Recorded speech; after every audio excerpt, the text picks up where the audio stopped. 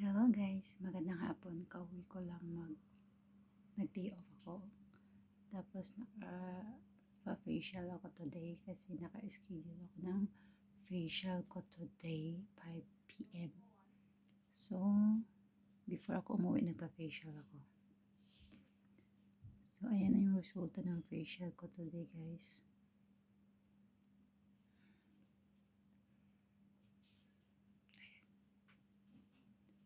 Ano din nagastos ko? $80 kasi nagbayad ako ng 50 tapos today pinadagdagan nila ng 30.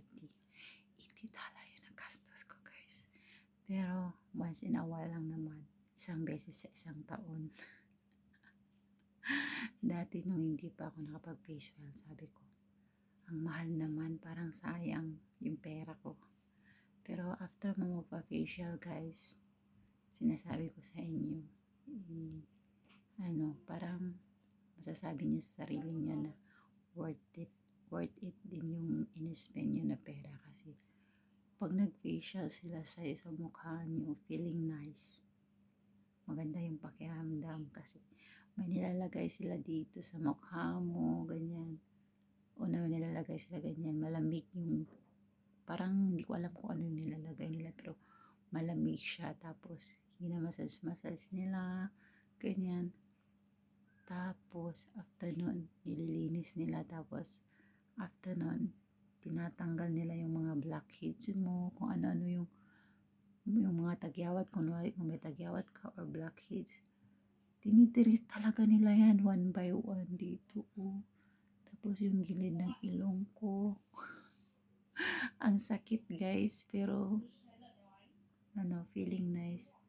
Masakit siya. Lalo pag tiris-tirisin, ganun. Hindi ko alam kung ano yung ginagamit nila, pero maganda ang pakiramdam. So, ayun. First time ko nakapag-facial last year before ako umuwi. And then, this is the second time na facial ako ulit bago ako umuwi ng Pinas sa November. So, yun lang guys. Kung gusto niyo magpa-facial din, nagtatrabaho tayo para sa pamilya natin. Pero sometimes, mag-spend din tayo ng pera para sa sarili natin.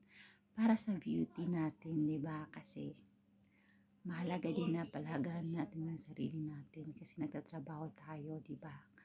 So, maintain din natin yung beauty natin. Hindi lang puro ng trabaho, puro na lang padala sa pamilya natin. So, kahit paano, kahit once in a while, diba? Magpaganda din tayo. Sabi ko nga, buti na lang din sinubukan ko magpa-facial. Kasi, iniisip ko dati nung hindi ko nasubukan magpa-facial, iniisip ko talaga na, ay nako, nagsasayang lang tayo ng pera. Sinasabi ko yan sa sarili ko, tapos ang mahal. Pero hindi rin nare-realize ko na hindi rin pala maganda din yung minsanan na magpaganda naman tayo, yung mag-feeling tayo na uy, maka-afford tayo kahit facial man lang. O diba? Feeling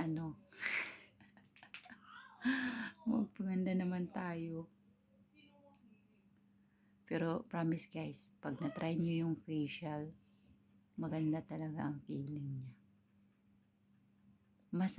Masakit pagka tinitiris-tiris na nila yung mga kung ano-ano dyan sa mukha mo. Pero maganda yung may machine silang ginaganon-ganon. Tapos ang lamig-lamig. Tapos ang ganda ng feeling. Yun ang kinagustuhan ko. Oo.